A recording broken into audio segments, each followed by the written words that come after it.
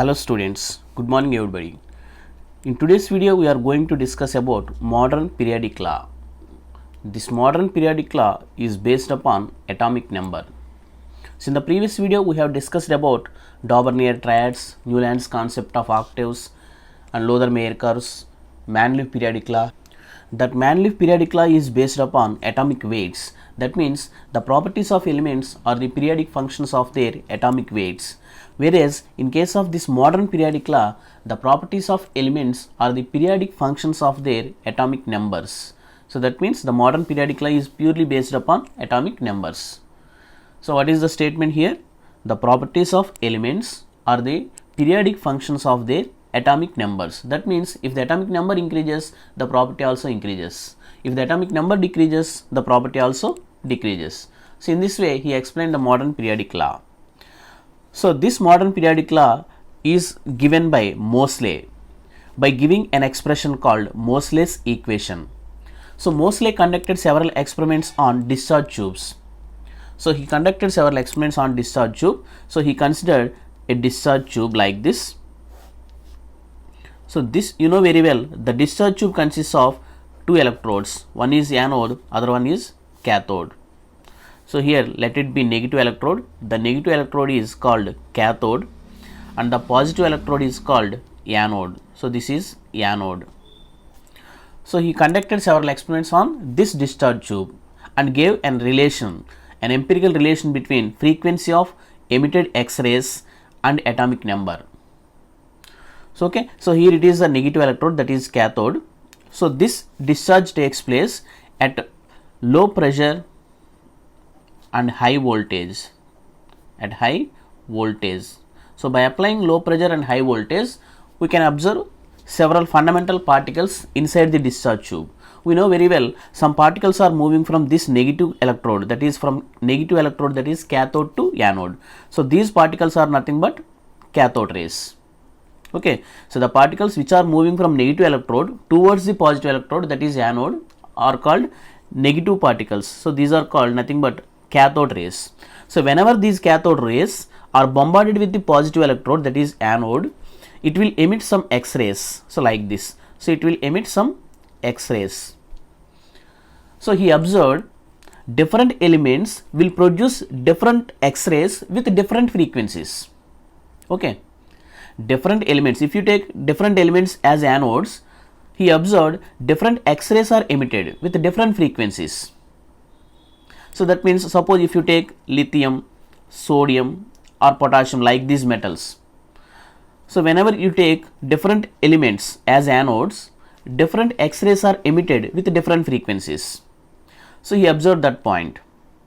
That means whenever a cathode ray is bombarded with anode, then it emits X-rays of different frequencies.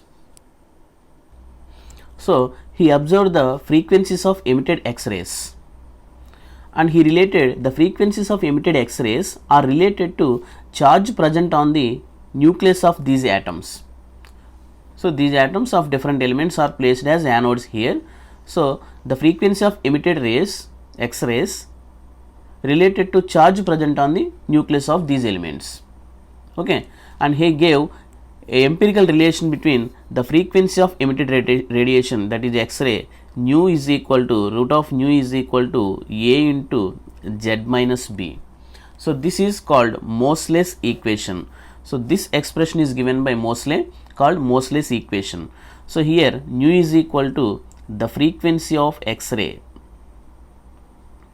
the frequency of emitted X-ray, whereas Z is equal to, you know very well, atomic number of element, which is used as anode here.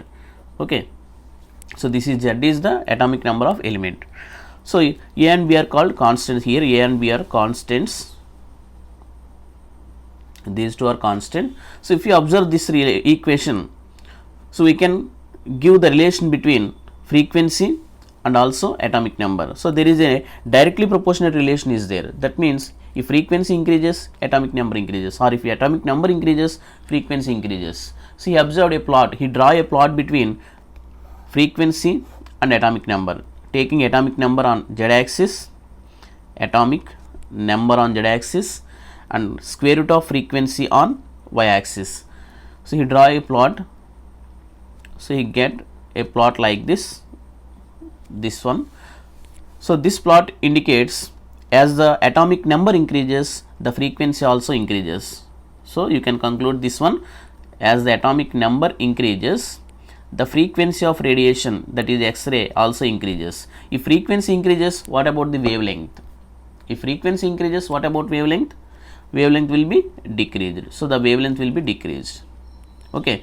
So from this graph he concluded, as the atomic number increases, the wavelength of radiation, that is X-rays, goes on decreases.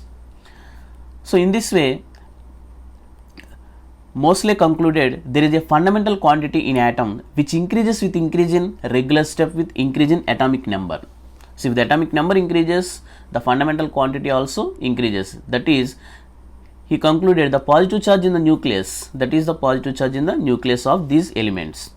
So thus the properties of element were given by atomic numbers but not the atomic weights according to Mendeleev periodic law. Okay. So the properties of elements are not due to atomic weights, but the properties of elements are due to atomic numbers, because if you know the atomic number, you can guess the number of protons present in the nucleus and also the number of electrons present outside the nucleus. So atomic number indicates number of electrons present outside the nucleus, that is number of electrons present in the atom. If the number of electrons changes, that means the configuration also changes. How the electrons are arranged is nothing but electronic configuration. You know very well electronic configuration. Electronic configuration means how these electrons are arranged in an atom is represented by electronic configuration. Okay. So if the number of electrons changes, that means the number of electronic configuration also changes. So that means the properties of elements are the periodic functions of their electronic configuration. We can also define most modern periodic law like this also, because if the number of electrons changes, electronic configuration also changes. So that means the elements which are having similar outermost electronic configuration, the elements having similar outermost electronic configuration will exhibit similar properties. So that is the modern periodic law. Okay. So that means the modern periodic law mainly based upon atomic number and also electronic configuration. So this is about modern periodic law. So basing on this modern periodic law, Niels Bohr constructed a periodic table. That periodic table also consists of several columns and vertical lines, that is called columns, and horizontal rows, those are nothing but groups and periods. So several groups are there and several periods are there.